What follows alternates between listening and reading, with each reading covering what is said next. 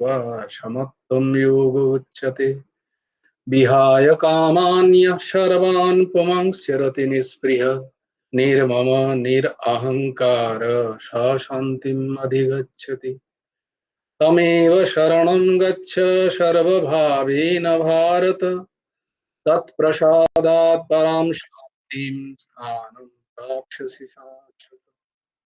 तद्विद्धि प्रणिपातेन परिप्रश्नेन सेवया उपदेक्ष्यन्ति ते ज्ञानं ज्ञानिनः तत्त्वदर्शिनः। श्रद्धावान् लभते ज्ञानं तत्परः संयतेन्द्रिय, ज्ञानं लब्धा परां शान्तिम् अचिरेणाधिगच्छति। कार्पणदोषोऽपहतो स्वभावो पृच्छामि तं धर्मसम्मुढचेताः। यश्रेयसन्निश्चितं ब्रूहि तन्मे शिष्यस्तेऽहं शाधिमां त्वां प्रपन्नम्। सर्वधर्मान् परित्यज्य मामेकं शरणं व्रज, अहं त्वां सर्वपापेभ्यो मोक्षयिष्यामि मा शुचः। चञ्चलं हि मनः कृष्ण प्रमाथि बलवदृढम्, तस्याहं निग्रहं मन्ये वायुरिवोषु दुष्करम्। असंशयं महाबाहो मनो दुर्निग्रहं चलम्, अभ्यासेन तु कौन्तेय वैराग्येण च गृह्यते। पत्रं पुष्पं फलं तोयं यो मे भक्ता प्रयच्छति, अहं भक्तप्रहितम् अस्नामि प्रयतात्मनः। यत्करोषि यदश्नासि यज्जुहोषि ददासि यत्, यत्तपस्यासि कौन्तेय तत्कुरुष्व मदार्पणम्।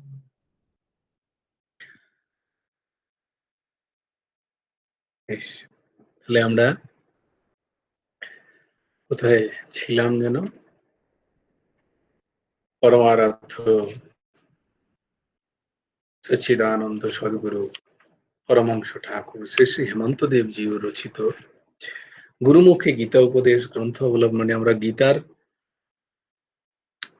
পুনরাবৃত্তি, রিভিশনের বাংলা কি জানি না, রিভিশন কি বলে? পুনরাবৃত্তি তো একটা অন্য জিনিস, রিসাইটেশন, পুনরাবৃত্তি, রিভিশন। তো যাকে সেটা করছি আমরা এই দামোদর মাসে, আর গুরুদেবের আবির্ভাব মাস, দাম বন্ধন লীলার মাস। এই মাসে কর্ণকুহরকে পবিত্র করতে আমরা গীতা একটু শ্রবণ করছি, তার সাথে সাথে ভাগবতী কথাও শ্রবণ করছি। আজকে আমরা দেখব গুরুমুখী গীতা উপদেশ গ্রন্থের 10ম অনুচ্ছেদ, 10 নম্বর অনুচ্ছেদ। সেখানে তার শীর্ষ শিরোনাম হচ্ছে মৃত্যু ও একটা অবস্থান্তর। এটা আমরা পড়ছি সাংখ্যযোগ দ্বিতীয় অধ্যায়, গীতার দ্বিতীয় অধ্যায় সাংখ্যযোগ। সেখানে গুরুদেব বলছেন যে মৃত্যু একটা অবস্থান্তর। অর্জুন যখন সম্পূর্ণভাবে বিষয় ভোগে বিষণ্ণ হইলেন, ভগবান তখনই তাহাকে গীত উপদেশ দানে সমর্থ হইলেন। আগেই আমরা পড়েছি, গুরুদেব বলছেন যে বিষয় ভোগের বাসনা থাকলে গীতামৃত সুস্বাদু লাগবে না, গীতা ভালো লাগবে না। আমাদের তাই এখানে গুরুদেব আবার বলছেন যে অর্জুন যখন সম্পূর্ণভাবে বিষয় ভোগে বিষণ্ণ হলেন, ভগবান তখনই তাকে গীতা উপদেশ দানে সমর্থ হলেন। ভগবানের সামর্থ্যতার কথা তো, তিনি সর্বসমর্থ, তদ্যপি তিনি সামনের যিনি আছেন, যাকে এই জ্ঞান প্রদান করবেন, তার পাত্রতার কথা আগে চিন্তন করেন, তবে তিনি তাকে জ্ঞান দান করছেন। শ্রী ভগবান বলিলেন, দেহধারী জীবের কৌমার, যৌবন এবং বার্ধক্য, এই অবস্থা ত্রয় যেমন ক্রমশ ঘটিয়া থাকে, সেইরূপ মৃত্যু একটা অবস্থান্তর মাত্র। তাহলে কি আমরাই দেখতে পাচ্ছি, আমাদের বিবেক যদি আমরা লাগাই, আমাদের বুদ্ধি যদি আমরা ঠিক ঠিক প্রয়োগ করি, তাহলে আমরা দেখতে পাবো যে বাল্য অবস্থায় আমরা যেমন ছিলাম, কৌমার অবস্থায় আমরা তেমনটি থাকি না। আবার কৌমার অবস্থায় যেমন থাকি, যৌবন অবস্থায়ও আমরা তেমন থাকি না। আবার যৌবন অবস্থায় আমাদের যেমন স্থিতি থাকে, বার্ধক্যে তার কিছুমাত্র অংশ আমাদের মধ্যে বর্তমান থাকে না। সেই শরীর থাকে না, সেই বল থাকে না, সেই বুদ্ধি থাকে না, সেই বিচার, সেই চলৎশক্তি আমরা হারিয়ে ফেলি। তাহলে আমাদের এই মনুষ্য শরীরেই জন্ম থেকে মৃত্যু পর্যন্ত এতগুলো অবস্থান্তর হচ্ছে, সেই অবস্থান্তরে আমাদের বিবেক জাগৃত হচ্ছে না। মৃত্যুও ঠিক একই তাই, একটা অবস্থান্তর মাত্র, যেখানে আত্মা তার জীর্ণ শরীরকে ছেড়ে আর এক নতুন শরীর ধারণ করে। যেমন আমরা জীর্ণ বস্ত্র ত্যাগ করে আবার একটা নতুন বস্ত্র ধারণ করি, ঠিক সেই রকম দেহ পরিণামশীল, আর দেহি আত্মা পরিণামবিহীন, পূর্ণ ও বিভু। সুতরাং সর্বদা এক রূপ, আত্মা এক রূপ। যেমন তরঙ্গাদির ভেদবশত অনন্ত মহাসাগরের আকৃতির পরিবর্তন ঘটে না, সেইরূপ দেহের বাল্য, যৌবন আদি অবস্থায় দেহি আত্মার অবস্থা ভেদ ঘটে না। একগাছা মালায় নীল, লাল, পীত বহু রকমের ফুল থাকে, কিন্তু সুতার ভেদ থাকে না, সুতা ঠিক এক রকমেরই। দেহের কৌমার, যৌবনাদি অবস্থা ফুলগুলির মতো,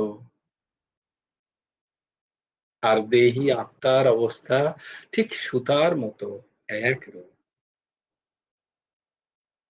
এখানে প্রশ্ন আসতে পারে যে সবার তো যৌবন বার্ধক্য আসে না, সবার যে বার্ধক্য আসে তা তো নয়। বলে তাহলে আত্মা এই জীর্ণ শরীরের ব্যাখ্যা কি? জীর্ণ শরীরের ব্যাখ্যা গুরুদেব দিচ্ছেন, এই বিবেক আমাদের রাখতে হবে। যেমন ধরো একটি অতি দামি একটা জামা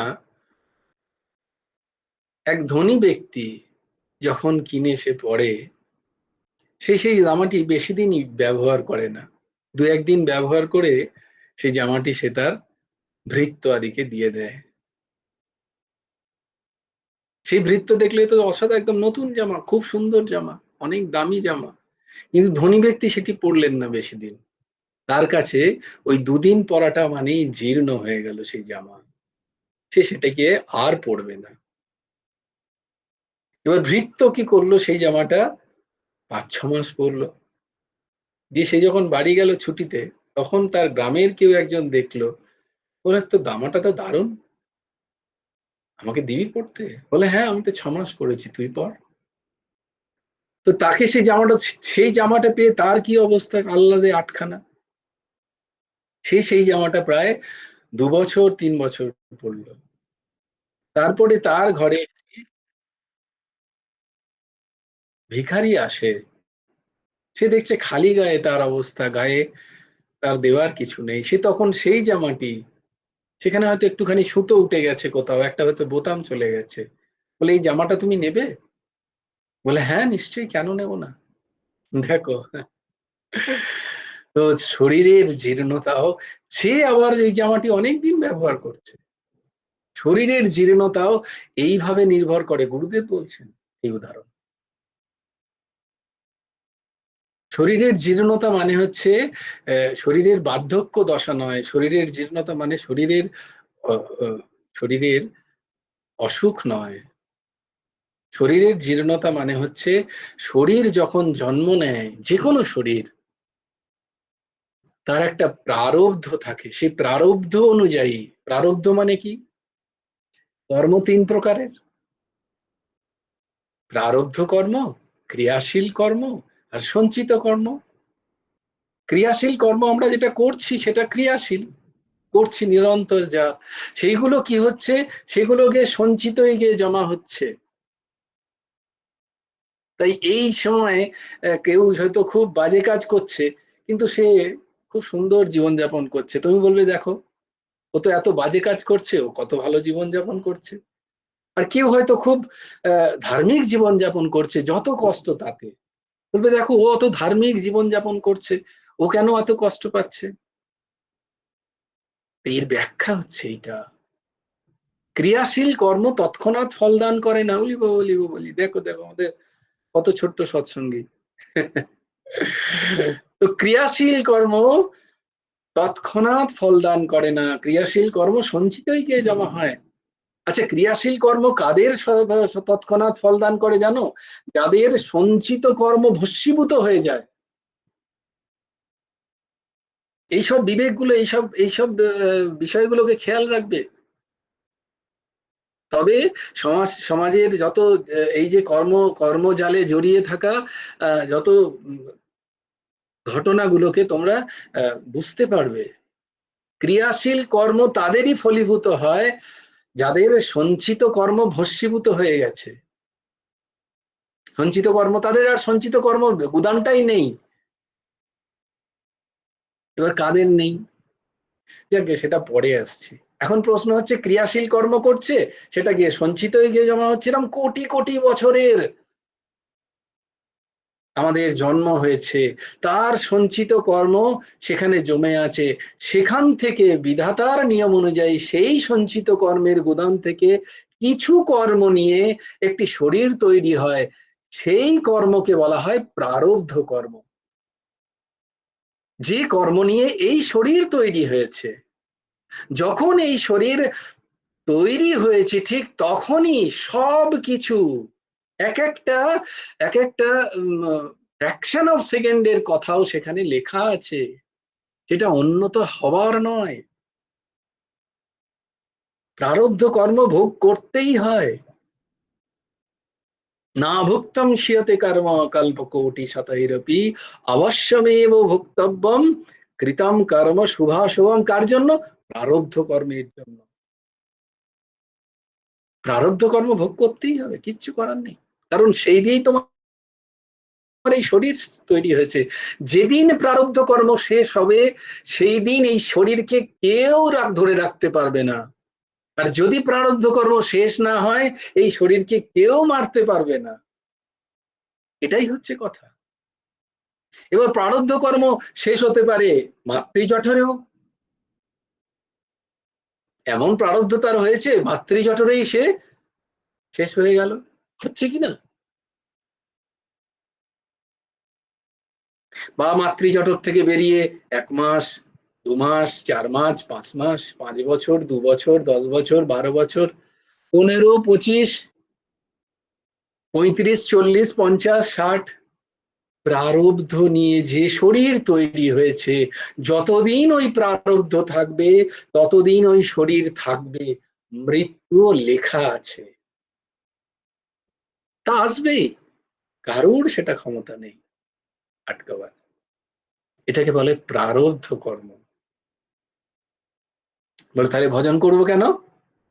যদি প্রারব্ধ কর্ম আমার এই জীবনে যা কষ্ট লেখা আছে সেটা যদি আমাকে ভুগতেই হয়, তাহলে আমি ভজন করব কেন? আমি কেনই বা সৎসঙ্গ করব তোমার? কেনই বা শাস্ত্র পড়বো, আমি গুরুকরণ করব? আমরা তো এই জীবনের কষ্টগুলোকে যাতে আমরা লাঘব করতে পারি তার চেষ্টা করি। বলে সেইটা লোভ দেখানো হয় তোমাকে প্রথমে, কিন্তু তো বস্তুতঃ সত্যি যে প্রারব্ধ কর্মে তোমায় ভোগ করতেই হবে। বলে তাহলে কেন করব? কেন? তুমি পরের জন্য করবে, পরের জন্মের জন্য করবে। তুমি এই জন্মে যে ক্রিয়া করছো, সেই ক্রিয়াটাকে যাতে শুদ্ধকরণ করা যায়। তোমার এই প্রারব্ধ নিয়ে তুমি তো শরীর গ্রহণ করেছো, তাহলে আবার একটা শরীর পাবে, সেখানে সেই প্রারব্ধ নিয়ে শরীর তৈরি হবে। তো সেই যে শরীরে তোমার যাতে জীবনটা সুন্দর হয়, তার জন্য কর্ম এখন করতে হবে তোমায়, তার জন্য ভজন সাধন এখন করতে হবে, তার জন্য ধর্মের অনুশীলন এখন করতে হবে। কি ধর্ম? 5টা।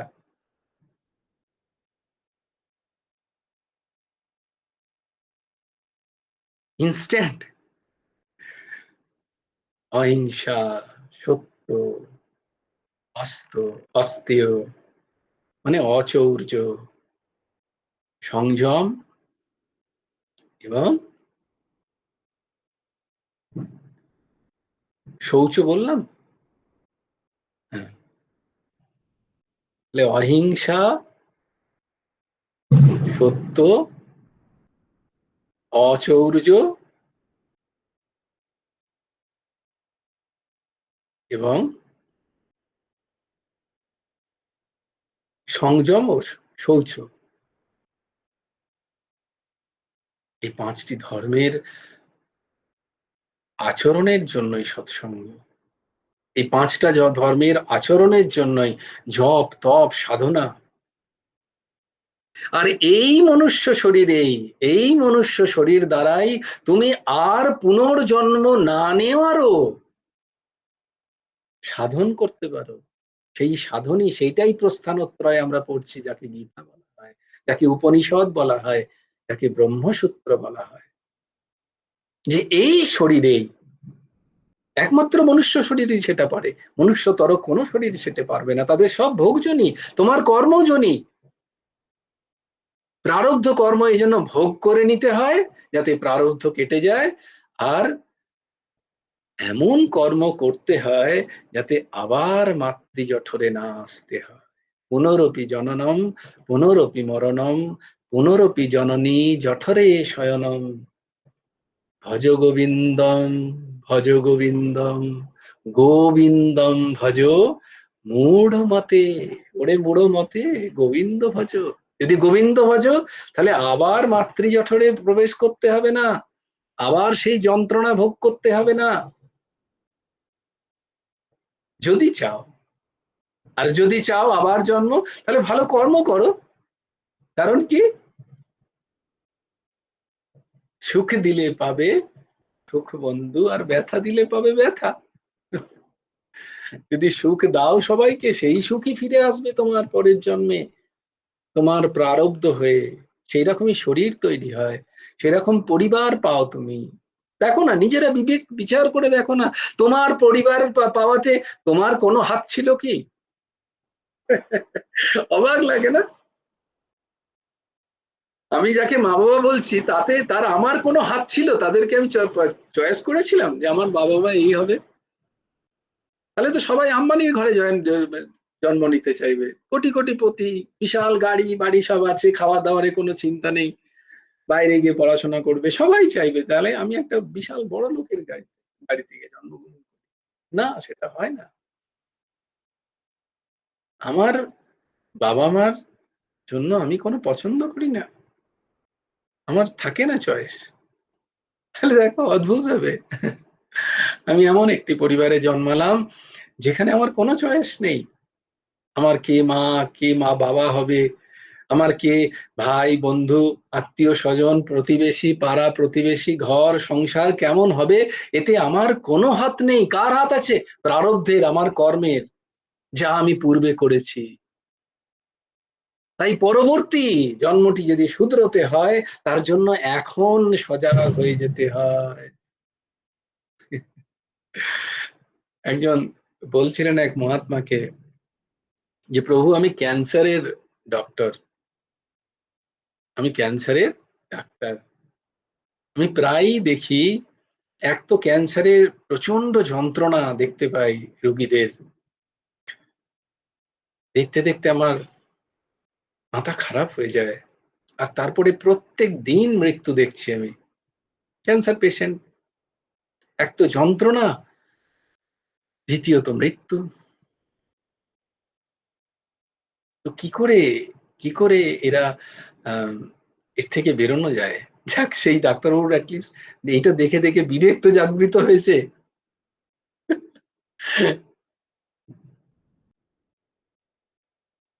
তাই জন্য তিনি প্রশ্ন করছেন। তখন সেই মহাত্মা উত্তর দিলেন যে, আচ্ছা, তোমাদের মনুষ্য শরীরের ওই কষ্টটা দেখতে পাচ্ছ, আমাকে অন্যভাবে নিও না। যেটা উনি উত্তরটা দিয়েছেন আমি হুবহু সেই উত্তর, সেই কথাটা তোমাদের বলছি, নিজে থেকে কিছু না। যে তুমি তো ওই মনুষ্য শরীরের কষ্ট দিয়েছো, কিন্তু ওই মনুষ্য শরীর যখন মুরগি কেটে খেয়েছিল, সেই মুরগির ছটফটানিটা দেখেছো কি? সে যখন ছাগল কেটে খাচ্ছিল, সেই ছাগলের ছটফটানির কষ্ট, তার যে রুধির বেরোচ্ছিল, তার কষ্টকে ভোগ করবে। যে গরু খাচ্ছিল, মোষ খাচ্ছিল, অন্য মানুষের বিভিন্ন কষ্ট দিয়ে যখন সে তার পরিবার পালন করার চেষ্টা করছে, তাদের কষ্ট কে ভোগ করবে? কোনো চিন্তা করো না, সব নিজের কর্মফল ভোগ করছে। তাই জন্যই তো বলা, ভজ গোবিন্দম, গোবিন্দ ভজ। আর সবাইকে সুখ দাও, বারংবার এটাই তো বলা, এটাই তো মহাত্মারা বলে এসছেন। হুম, কিন্তু আমরা শুনি কজন? ভোগ বাসনা এত তীব্র আমাদের, আমাদের মনে থাকে না যে আমাদের কষ্ট পেতে হবে।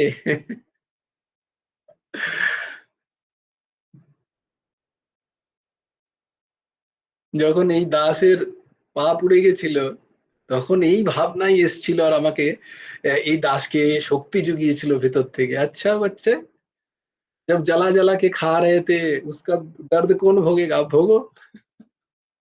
কি আনন্দ, কি আনন্দ। তখন মনে হচ্ছে প্রভু না, আরো দাও, আরো দাও।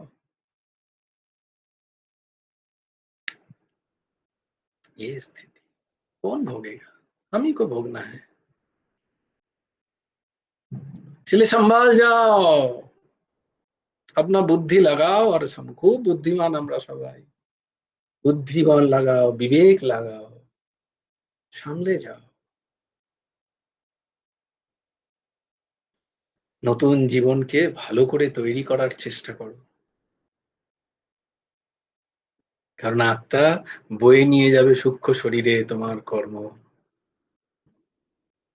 চারিদিকে আমরা কষ্ট পাচ্ছি, কিন্তু উপায় আমাদের নয় জানা নেই, না হলে তার প্রতি আমাদের ভ্রুক্ষেপ নেই।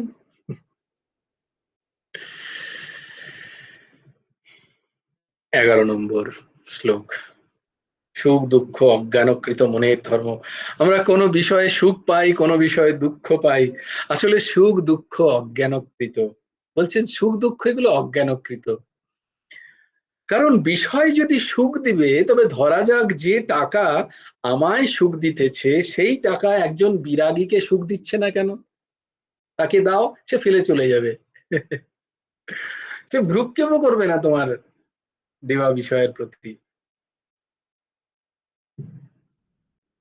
বৃন্দাবনে এরকম এক সাধু থাকতেন, গাছের গাছের নিচে থাকতেন। তো তাকে কেউ কেউ খাবার দিয়ে যেত। তো সেই খাবারের দিকে তার কোনো ভ্রুক্ষেপ নেই। এ নিরন্তর কৃষ্ণ চিন্তনে ব্যস্ত। যখন একটু দেহ ওষুধ আসতো, তখন ওখান থেকেই উঠিয়ে খেত। আর ওখান থেকেই বাকি শুয়োরও খাচ্ছে, কুকুরও খাচ্ছে, কাঠবেড়ালিও এসে নিয়ে যাচ্ছে একটুখানি।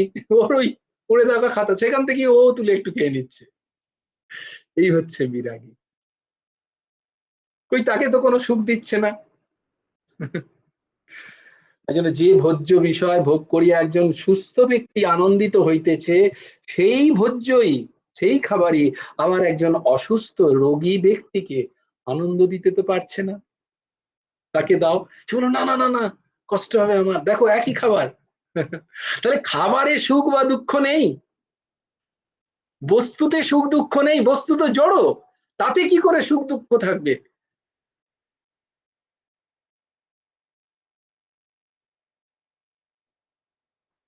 অতএব চিন্তা করলে দেখা যায়, বিষয়েতে সুখ দুঃখ নাই, সুখ দুঃখ আছে অজ্ঞানকৃত মনে।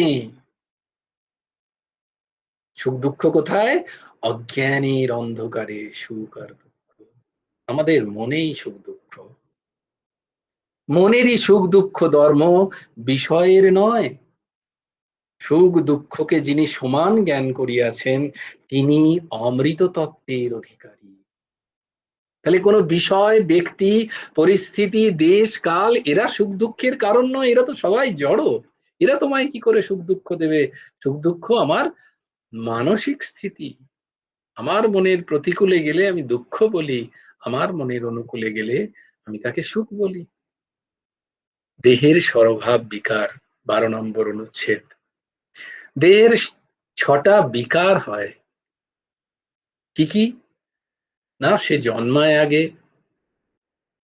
তারপরে খানিক দিন থাকে একটুখানি, তারপর সে বাড়তে থাকে, তারপর তার আস্তে আস্তে আস্তে আস্তে, এই যেমন এই দেখো, এই দাসের এবার আস্তে আস্তে হচ্ছে, কত সুন্দর চুল ছিল, এরম এরম করে করতাম, এখন দেখো, হ্যাঁ, বিপরিণামতে চলে যাচ্ছে চুল, টাক পড়ে যাচ্ছে, হ্যাঁ, কেউ দেখে না বুড়ো বলে।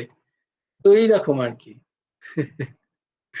বিপরিণামতে, তারপর অপক্ষীয়তে, তারপরে ক্ষয় হতে শুরু করে, তারপর একদিন নশ্বতী, শেষ হয়ে যায়। তাহলে জায়তে অস্তি বর্ধতে বিপরিণমতে অপক্ষীয়তে নশ্যতি। এই 6টাকে ষড়ভাব বিকার বলে। এটা কার? দেহের। এই দেহের ষড়ভাব বিকার হচ্ছে, আর সেই দেহকেই আমরা সাজানোর জন্য কত চেষ্টা আমাদের, ট্রাইসেপ, বাইসেপস, সিক্স প্যাকস, কত চেষ্টা, জিম, ভালো ভালো খাবার, কত ন্যাপন চোপন, এই দেহকে সুন্দর করে যাতে প্রডিউস করা যায়। কতদিনের জন্য?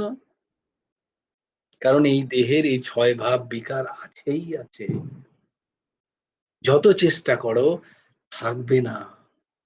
জায়তে অস্তি বর্ধতে বিপরিণমতে অপক্ষীয়তে নশ্যতি। তাই এই ক্ষণভঙ্গুর দেহের প্রতি খুব বেশি, হ্যাঁ, দেহকে সুস্থ রাখতে হয়। কেন?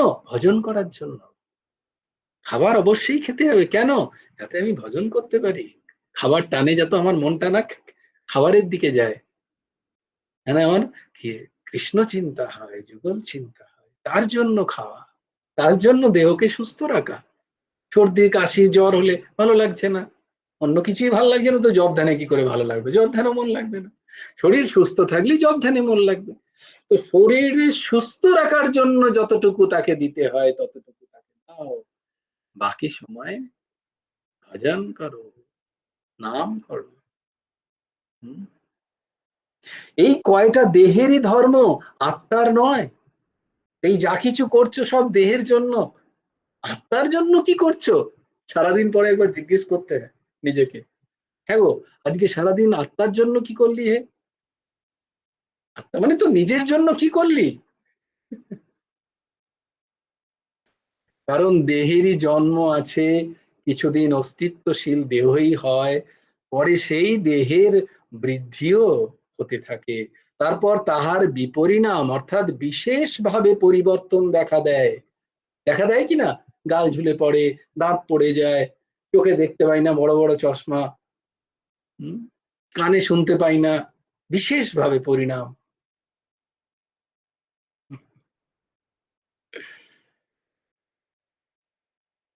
তাই যখন চুল পেকে যায়, দাঁত পড়ে যায়, চোখে কম দেখে, গুরুদেব বলেন এবার একটু সাবধান হয়ে যাও, এবার সময় এসছে ভগবানের দিকে যাওয়ার, সংসারের থেকে একটু এবারে দূরে যাও। শরীর তোমাকে ইঙ্গিত দিচ্ছে আমি বিপরিণমতের স্থিতিতে, এবার একটু ঠাকুর ঠাকুর করো।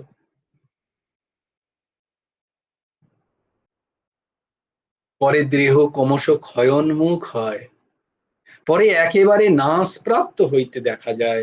অতএব দেহেরই বিকার আছে, আত্মার বিকার নেই। আত্মা অবিকারী। এক কথায় জন্ম মরণাদি ভাব দেহের, আত্মার নয়। দেহেরই জন্ম হয়, দেহেরই মৃত্যু হয়। আত্মা অজ, নিত্য, শাশ্বত, পুরাণম। সেই আত্মাই আমি। আমি মানে তোমরা সকলে, যাকে আমরা আমি বলি, সেইটাই হচ্ছে সেই আত্মা, যার জন্মও নেই, মৃত্যুও নেই। দেহের জন্মও আছে, মৃত্যুও আছে। জয় জয় শ্রী রাধে।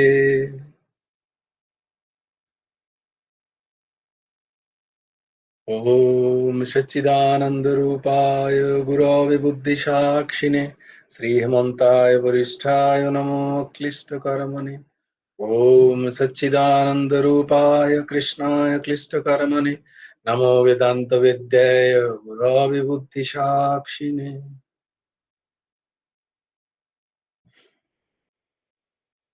जयति परशरसूनुं सत्यवतीहृदयानन्दन व्यासो यस्यास्य कमलगलितं वाङ्मयं नीतं जगत्सिरोति।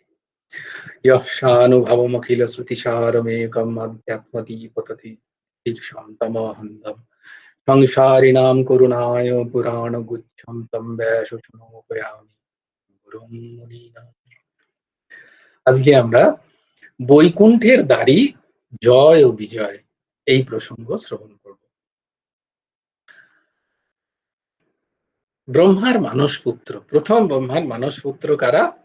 সনকাদি, সনক, সনন্দ, সনাতন এবং সনত কুমার।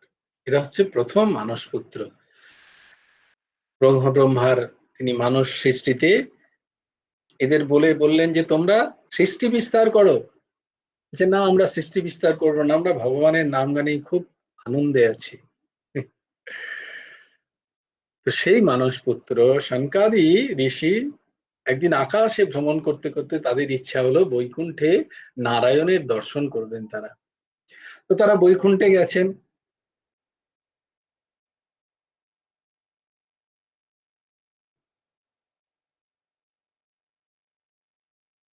আহা, গুরুদেব এখানে যে কথাটা লিখছেন সেটা না বলেই পারছি না।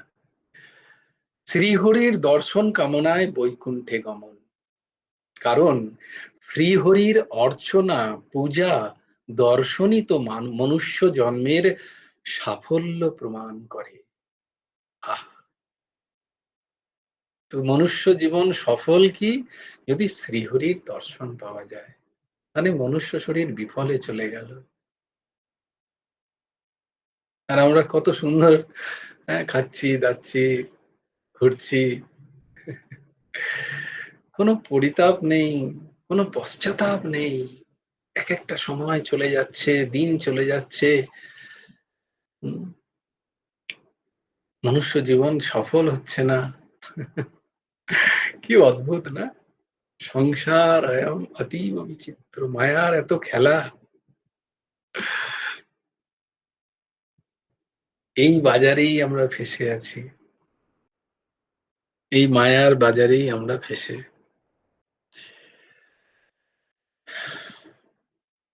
শ্রীহরির অর্চনা নেই, পূজা নেই, তাকে দর্শনের ব্যাকুলতা নেই।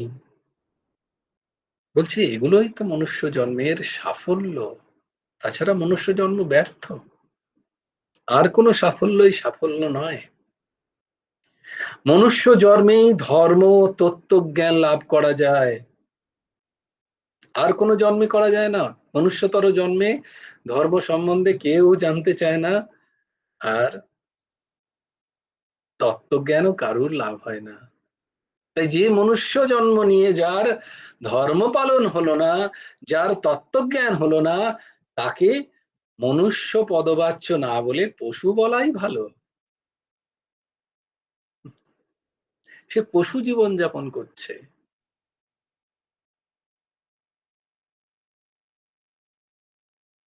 যার ধর্মাচরণ নেই, যার তত্ত্বজ্ঞানের অভিলাষ নেই, যার সৎসঙ্গ নেই, যার ভগবানের রুচি নেই, নামের রুচি নেই, যার নাম নেই কণ্ঠে, যার ভগবানের অর্চনা বন্দনা নেই, ভগবানকে একবার দেখার ইচ্ছা নেই, বা ভগবৎ জনেদেরও একবার দেখার ইচ্ছা হয় না, তাদের সঙ্গ করার ইচ্ছা হয় না, বলে এর থেকে পশু জন্ম হওয়া ভালো ছিল। কারণ কারণ মনুষ্য জন্মে তুমি সেই ভোগ করতে পারবে না যে পশু যে ভাবে ভোগ করে। তার থেকে তুমি পশু জন্ম নিতে পারতে, তাহলে আরো বেশি ভোগ করতে পারতে, ভালো করে ভোগ হতো। কারণ মনুষ্য জন্মে একটু বেশি খাবে, পেটে সহ্য হবে না, গ্যাস, অ্যাসিডিটি, পেট খারাপ। যে কোনো ইন্দ্রিয়কেই একটু বেশি ভোগ করলেই তোমার সহ্য হবে না। পশুদের হবে, কিন্তু পশুরা হয়। তো যদি ভোগের জন্যই মনুষ্য শরীর পেয়েছো, তাহলে পশু শরীর পেলেই ভালো হতো। মনুষ্য শরীর কেন পেয়েছো? এক এক মহান ব্যক্তি বলেছিলেন, যদ্যপি সেই যদি সময় যদি তোমরা শোনো, মনে এলো কারণ একজন আমাকে তার কথা, আমি তার তার কোটটাও পড়েছিলাম, কিন্তু সেইটা তার ওই কোটটাকে নিয়ে আমাকে শোনাতেন আমার এক বন্ধু আর কি। তো তিনি বলতেন, আহ যদি গাছপাতা খেয়েই বেঁচে থাকবো, তাহলে মানুষ থেকে, এই গাছ থেকে নামলাম কেন? বলে যদি আহ ফলমূল খেয়েই বেঁচে থাকবো, তাহলে গাছ থেকে নামলাম কেন? কথাটা বোঝাতে পারলাম? পারলাম না? গাছ থেকে নামলাম মানে বাঁদর থেকে মানুষ হলাম কেন? বাঁদর তো ননভেজ খায় না, বাঁদর তো ফল মূল আদি খায় সব। তো সে খুব স্বনামধন্য ব্যক্তি কিন্তু, হ্যাঁ, তার কথা বলছি, তার নাম নিচ্ছি না আমি। যদি কখনো আসো, তো এরকম বলার মতো মানুষ আছে। তবে যদি ফলমূল খেয়ে বেঁচে থাকতে হয়, তাহলে গাছ থেকে নামলাম কেন? তো আমি তাকে বলেছিলাম, তুই গাছ থেকে নেমেছিস, আমি নামিনি। আমি মনুর পুত্র, মনুষ্য। তোমরা বাঁদরের পুত্র হতে পারো।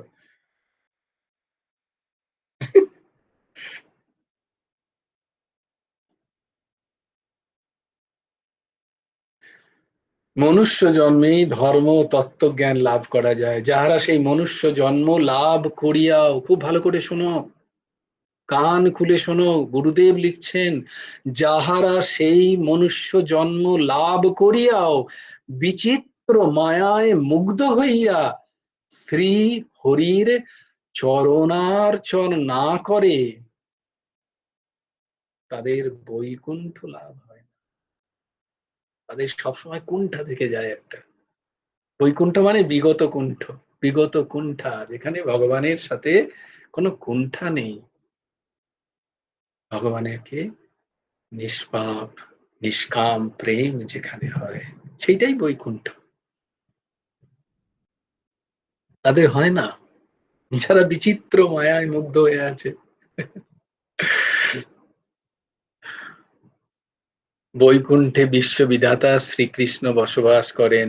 যোগীগণ ধ্যান ও যোগ বলে বৈকুণ্ঠে গমন করিয়া অপার আনন্দ অনুভব করেন। তাই এই সনকাদি ঋষি, তারা বৈকুণ্ঠ গেলেন নারায়ণের দর্শন করতে। বৈকুণ্ঠের দ্বারে তিনি ঢুকবেন, প্রথম 1 2 3 4 করে সপ্তম দ্বারে তিনি যখনই তারা যাবেন, তখনই সেখানে নারায়ণের স্বরূপী দুজন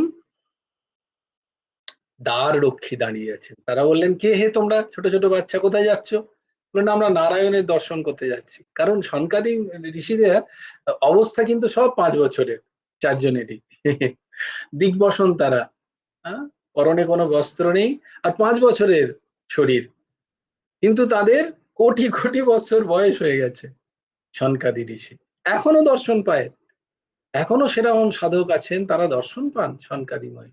তারা সনকাদি এসে দর্শন দেন। তো যাকে, তো সেই সনকাদি যখন যাবে, এই তোমরা বাচ্চা ছেলেরা কোথা থেকে এলে, কেন কোথায় যাচ্ছ? বললাম, আমরা নারায়ণের দর্শন করতে যাচ্ছি।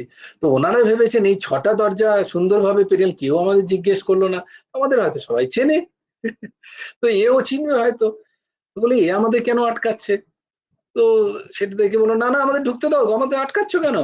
তোমরা জানো না? বলে, কি তোমাদের এসব, অনেকে অনেকে বলে, এসব বড় বড় লোকেদেরকে যে দেখতে গেলে অনেকে বলে, আমাকে চেনো না, আমি অমুক, আমি তমুক। বলে, আমাদের ওসব শুনিও না, আমি হচ্ছে নারায়ণের, আমরা দ্বার রক্ষী। তো এই বলাতে সেই দ্বার রক্ষী কি করে, তাদের সাথে সেই সত্য, উম, চার ঋষির সাথে খুব অপমানজনক কথাবার্তা বলাতে এরা খুব ক্রুদ্ধ হয়ে যান। ক্রুদ্ধ হয়ে গিয়ে তাদেরকে বলেন, তোমরা এখানকার দ্বাররক্ষী হওয়ার যোগ্য নও, তোমরা মর্তে অসুরজনী প্রাপ্ত হও। তখন নারায়ণ ভগবান এসে ছুটে ছুটে, এতক্ষণ আগেই আসতে পারতেন, মানে সম্পূর্ণ ঠাকুরের লীলা। তিনি তো সর্বান্তর্যামী, এই বিশ্বে চলাচলে যা কিছু ঘটছে তিনি সেটা জানেন। তো তাকে এই লীলা করতে হবে, যাতে তার লীলার নাটকের দল যায় আগে, তার আগে, যাতে তিনি গিয়ে সেই নাটকগুলো করতে পারেন, লীলা করতে পারেন। তাই সেই জয় বিজয় তারা সাপ প্রাপ্ত হয়ে গেলেন। বলছেন তিনি এসে খুব তখন সনকাদির সামনে হাত জোর করে বলছেন, আমাকে আমাকে ক্ষমা করে দেবেন, আমারই জন্য, এদের এদের কোনো দোষ নেই। তারাও তখন দণ্ডবত, জয় বিজয় তখন দণ্ডবত ভূমিতে পতিত হয়ে ক্ষমা চাইছেন। তখন মণিগণ বললেন, না এ তো কিছু করার নেই, আমরা যখন সাপ দিয়ে দিয়েছি। মোহন বলছেন, ঠিক আছে, কোনো অসুবিধা নেই, মুচকে মুচকে হাসছেন বেতনে। তোমাদের ভেতরে আমাকে দর্শনের ইচ্ছাই তো আমি জাগিয়েছি। তো ভগবানের লীলা বোঝা খুব কঠিন।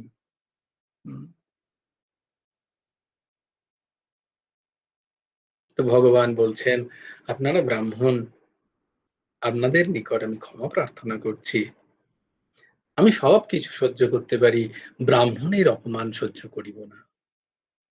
এখানে একটা কথা তোমাদের বলা, যেমনই হোক, আমার হাত জোর করে এই এই শরীর ব্রাহ্মণোচিত নয়, ব্রাহ্মণ শরীরে বলে বলছি তা নয়, আমার মধ্যে ব্রাহ্মণত্ব কিচ্ছু নেই, কিন্তু শাস্ত্রে পড়েছি, বহু জায়গায় শুনেছি, যেমনই হোক, সে যদি ব্রাহ্মণ হয়, তার যদি গায়ে বইতে থাকে, তাকে কোনোভাবে অপমান করো না। আবার বলছি, সে কেমন তোমার দেখার কোনো প্রয়োজন নেই, তোমাকে তাকে রাখতে হবে না, তুমি তাকে হাত জোর করো, তুমি নিজে পুজো করে নিতে পারো, কোনো অসুবিধা নেই, কিন্তু কোনো ব্রাহ্মণের কখনো অপমান করো না। এটা একটা ঘটনা ঘটেছিল মায়ের সাথে, মা মানে আমাদের সারদা মা। এক ব্রাহ্মণ এরকমই কোনো কারণে কিছু, তখন আশ্রমের সন্ন্যাসীরা, যে যারা মায়ের আশ্রমে থাকতেন, সন্ন্যাসীরা যাচ্ছেন সেই ব্রাহ্মণকে কিছু বলতে, বলছে, বাবা বাবা শোনো শোনো, একটা কথা শোনো, তোমরা যাচ্ছ তো যাও, কিন্তু কোনোভাবেই যেন সেই ব্রাহ্মণকে কোনো কষ্ট দিও না।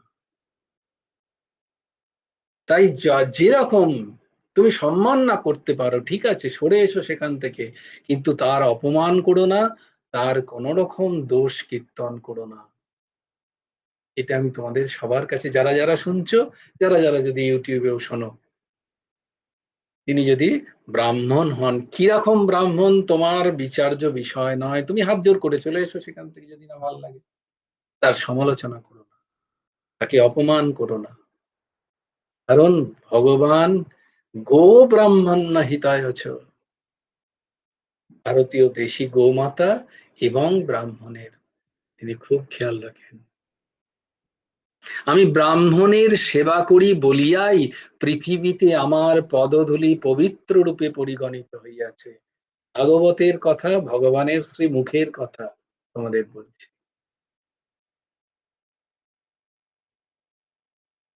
আমি সকল লোকের পাপ নাশে সমর্থ হইয়াছি ব্রাহ্মণের সেবা করে।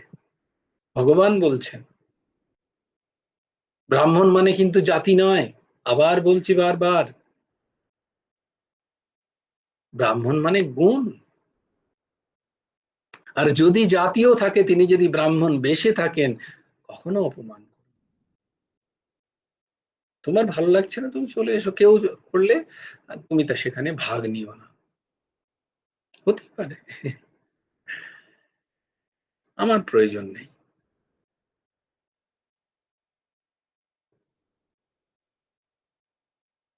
ভগবান বলছেন, যে সকল ব্রাহ্মণ আমাতে কর্মফল সমর্পণ করিয়া সন্তুষ্ট রহিয়াছেন, আমি তাহাদের পদরজ মস্তকে ধারণ করি। ব্রাহ্মণ, দুগ্ধবতী গাবি এবং নিরাশ্রয় দীন ব্যক্তি, এই সকল আমার আবাসস্থল। ভগবান বলছেন, আমার ভৃত্যদয় জয় বিজয় আমার অভিপ্রায় না বুঝিয়া আপনাদিগকে অপমান করিয়াছে। হরিগণ ভগবানকে বললেন, হে ভগবান, আপনি ব্রাহ্মণদের হিতৈষী, অতএব ব্রাহ্মণ আপনার পরম দেব স্বরূপ। আপনি পবিত্র ব্রাহ্মণ পদধূলি শ্রীবৎস চিহ্ন কি অভিলাষে আভরণ রূপে ধারণ করিতেছেন তাহা জানি না। শ্রীবৎস চিহ্ন কার? ভৃগু মহারাজের। তিনি নারায়ণের বক্ষে পদাঘাত করেছিলেন, সেই বৎস চিহ্ন নারায়ণ সব সময় ধারণ করে আছেন। দেখো,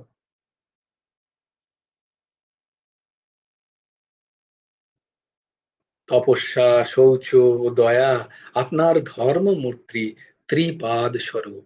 আপনি ব্রাহ্মণ ও দেবতাদের মঙ্গলের জন্য সত্য মূর্তি অবলম্বন করিয়া বিশ্বকে প্রতিপালন করছেন। এইভাবে তাদের সনকাদি মহারাজ, ঋষিরা ভগবানের খুব স্তুতি করলেন। ভগবান মধুসূদন তার দ্বারপাল জয় বিজয়কে বললেন, তোমাদের কোনো ভয় নেই। তোমরা অসুর বংশে জন্মগ্রহণ করে আমার প্রতি ক্রোধ পরবশ হইলে তোমাদের অন্তঃকরণ আমাতেই সংযত থাকবে। ক্রোধান্বিত হলেও যদ্যপি তোমরা কিন্তু আমারই চিন্তন করবে নিরন্তর।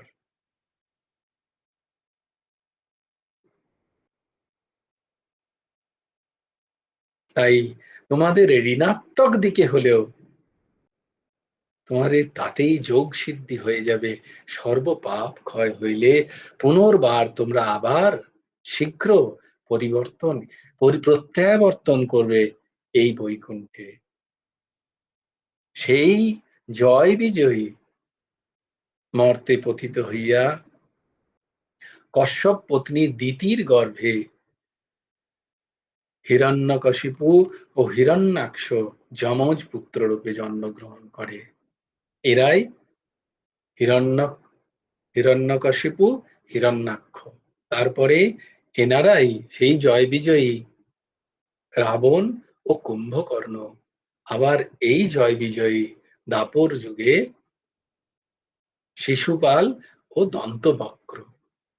হ্যাঁ, এরা এই রূপে বারংবার এসছেন। দেখুন, ভক্তের অপরাধে ভক্ত তো নিল 3 জন্ম, আর ভগবান 4 রূপে এলেন তাদেরকে উদ্ধার করতে। ভগবানকে 4টে রূপ নিতে হলো, অবতার নিতে হলো। কে কে? হিরণ্যাক্ষকে বধ করার জন্য ভগবান বারাহ রূপ নিলেন। হিরণ্যকশিপুকে ভগবান বধ করার জন্য, তাকে গ্রহণ করার জন্য নৃসিংহ রূপ নিলেন, তাই না? তারপরে দেখো এখানে কংস এবং আমাদের রাবণ ও কুম্ভকর্ণকে বধ করার জন্য শ্রীরাম রূপে এলেন। আবার দন্তবক্র, এই শিশুপাল ও দন্তবক্রকে বধ করার জন্য ভগবান শ্রীকৃষ্ণ রূপে অবতার নিলেন। ভক্ত এলো 3 বার, আর ভগবান এলেন 4 বার। 4 অবতার নিতে হলো ভগবান। কত দয়ালু! তম্বা দয়ালুম শরণম ব্রজে। এইরকম দয়ালু ভগবানকে ছেড়ে আর আমরা কোথায় যাব?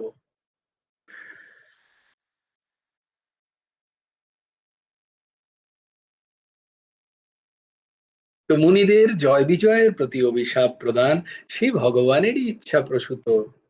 শ্রী ভগবান বড় চতুর ও কুশলী, কারণ তিনি নিজে কিছু না করিয়া ভাইকে দিয়া ভাইকে শাসনের মতো মুনিদের দিয়া জয় বিজয়কে শিক্ষা দেওয়াইলেন।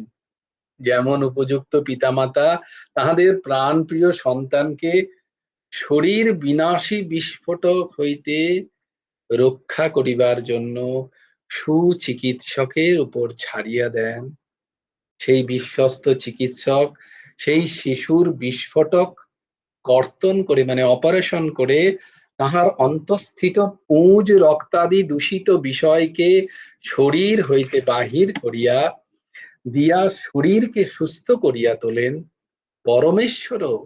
খুব ভালো করে শুনছো সবাই, পরমেশ্বরও আমাদের পাপ অপরাধী নানা বিষয়ে সেই রূপ করিয়া থাকেন বুঝিতে হইবে। তাই আমাদের জীবনে যত কষ্ট, যত ক্লেশ, সেটা হচ্ছে ওই ডাক্তারের অপারেশনের মতো। কারণ পাপ এত বেশি যে আমাদেরকে আমাদের মৃত্যু মানে আত্মহনন। আত্মহনন মানে ওই যে নতরেত স আত্মহা নৃদেহম আদ্যম সুলভম সুদুর্লভম প্লবম সুকল্পম গুরুকর্ণধারম মায়ানুকূলেন নভস্যতেরিতম পুমান ভবাব্দিম নতরেত। তো ভগবান মনুষ্য শরীর দেন কেন? যাতে এই ভবসাগর সে পেরোতে পারে। তার জন্য তিনি দুঃখ কষ্ট দিয়ে ওই যত পাপ রাশির পুঁজ বার করেন। আমরা সেটা বুঝি না, আমরা ভাবি ভগবান বড় বড় নির্দয়, বড় নির্দয়, সবার প্রতি সদয়, আমার প্রতি নির্দয়। তাই বারবার বলি না যে তোমাদের যদি বলা হয় খুব বড় ভগবান নির্দয় মনে করছো, আচ্ছা ঠিক আছে, তোমাকে একটা দিব্য চক্ষু দিয়ে যদি দেখা যায়, দিব্য চক্ষু দিয়ে দেয়া হলো, বা তোমাকে দেয়া হলো না বলে একটা সিনেমা দেখাতে যাই চলো, তুমি সিনেমায় হলে ঢুকলে, দেখলে স্ক্রিনে একটা সিনেমা চলছে, সেখানে একজন দেখছে এমন এমন পাপ কাজ করছে, হ্যাঁ এত পাপ কাজ করছে, এত জঘন্য জঘন্য পাপ করছে সে। এবার তুমি তাকে বলবে, বলো এই যে এত সে পাপ করছে তার কি কি সাজা দেওয়া দরকার, তুমি এত সাজার কথা শোনাবে, তারপর বলাবে এই যে যাকে দেখছিলে এটা তুমি, তোমার আগের আগের জন্মের ক্যারেক্টার, তুমি এই পাপ করেছো, হ্যাঁ থমকে যাবে, চমকে যাবে তখন, বলে তার বদলে ভগবান এইটুকু দিয়েছেন তোমাকে। তখন মনে হয় এটা কে দেখান, এটাই সদ্গুরু দেখান, এটাই মহাপুরুষরা দেখান। কিন্তু তাদের সঙ্গ তো করতে হবে, আদৌ শ্রদ্ধা নিয়ে তাদের সঙ্গটা তো করতে হবে, তাহলে বোঝা যায় যে আমার কষ্টটা কোনো কষ্টই নেই, ভগবান অপার করুণায় আমাকে মনুষ্য শরীর দিয়ে যেটুকু কষ্ট পাওয়াচ্ছেন সেটা তার কৃপা, তার করুণা, তার দয়া। আমার এর থেকে অনেক অনেক জঘন্য জঘন্য কষ্ট পাওয়া উচিত, কারণ আমি যা করেছি তার কোনো হিসেব নেই। ভগবান তো অত্যন্ত করুণা করছেন আমার প্রতি, তাই অতি ক্ষুদ্র কষ্ট দিচ্ছেন, যাতে আমি শুধরে যাই, আমার যাতে বিবেক জাগৃত হয়, আমার যাতে চেতনা জাগৃত হয়ে আমি হরিনাম করতে পারি, ভগবানের শরণে যেতে পারি। তার জন্য প্রভু চেষ্টা করছেন, কিন্তু আমার সে চেষ্টা নেই, এই তো কৃপা তার। আমি যে কত জঘন্য কাজ করেছি তার তো কোনো ইয়ত্তা নেই কোটি কোটি জন্মে। ভগবান তো অতি কৃপা করে, পরম কৃপা করে মনুষ্য শরীর দিয়েছেন এই ভব নদী, ভব সমুদ্র পার করার জন্য।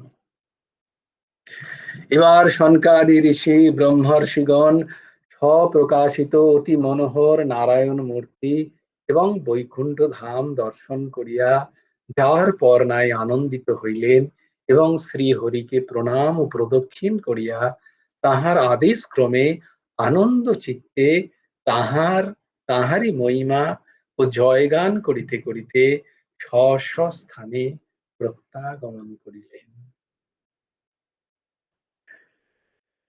জয় জয় শ্রী রাধে।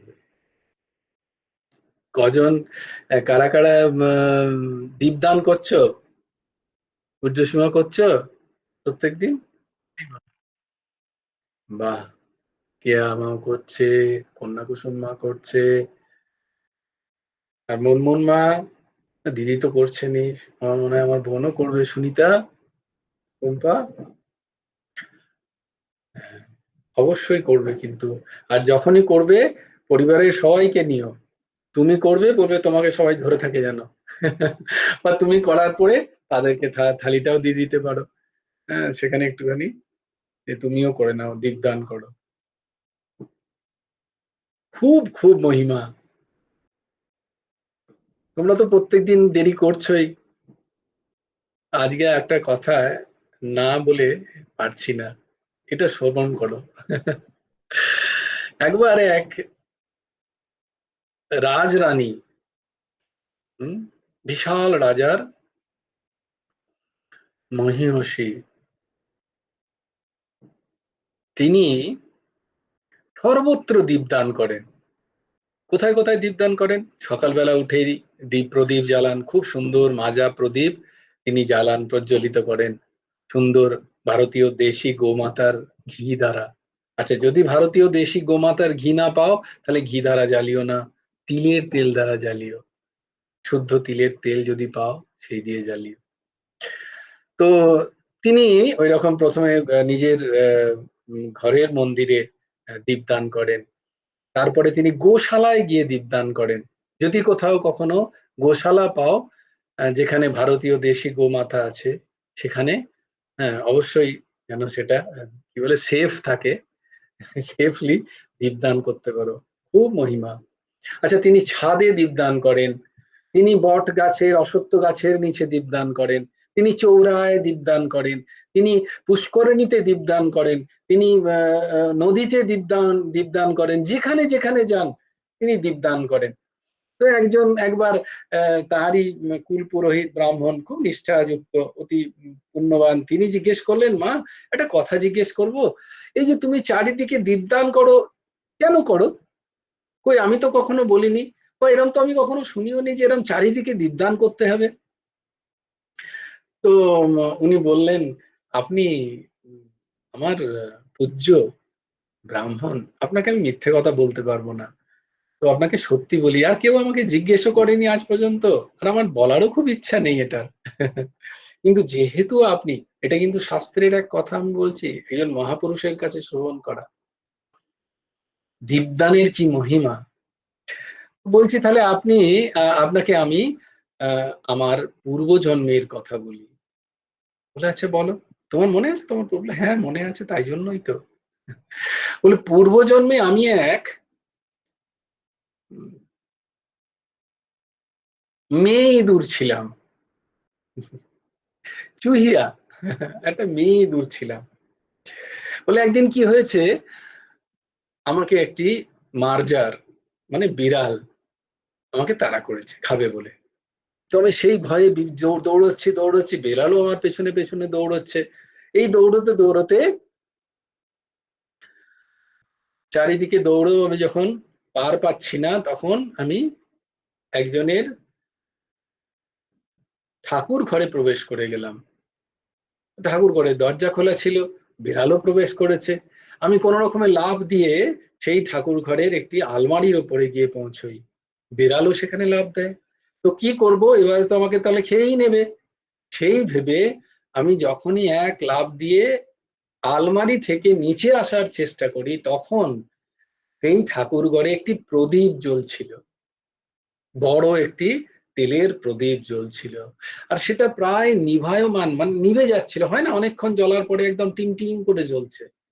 তো কি হয়েছে, আমি যখনই ওই তেলে পড়েছি, তখনই ওই সলতেটা একটু আগে চলে গেছে। যখনই সলতেটা একটু আগে চলে গেছে, তখনই আরেকটু আগুনটা সুন্দর হয়ে গেছে। তাই না, আমরা যখন দীপ দেখো একটু সলতেটাকে আগে করে দিই, সুন্দর আবার আলো হয়।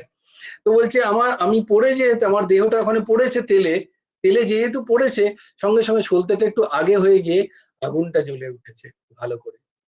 আর ওই গরম তেলে পড়ে আমার শরীর ওইখানেই সমাপ্ত হয়ে যায়।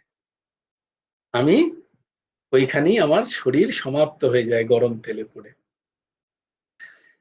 সেই তেলে পড়ে অনিচ্ছাকৃত কারণে, অনিচ্ছা, আমার কোনো ইচ্ছা নেই, আমি জানতামও না, অনিচ্ছাকৃত কারণে ওই যে দ্বীপ, আর সেটা ছিল কার্তিক মাস, ওই যে দ্বীপ একটু জ্বলে উঠলো, সেইটা ভগবান কৃপা করে সেটি মেনে নিলেন যে আমি দীপদান করেছি, তাই জন্য আমার এই জন্মে জন্ম হলো রাজার কুলে।